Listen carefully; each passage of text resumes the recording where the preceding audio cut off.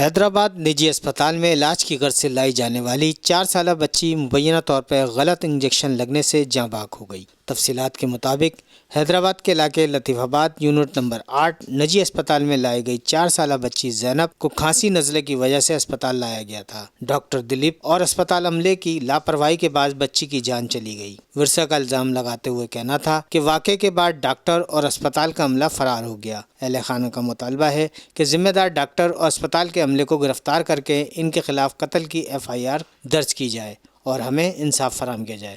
اسپتال کے باہر پولیس کی بھاری نفری موجود، جبکہ ورثہ کا اسپتال انتظامیہ کے خلاف احتجاج اور بچی کے اہل خانہ نے پولیس کے اعلیٰ حکام سے نوٹس لینے کی اپیل کی ہے۔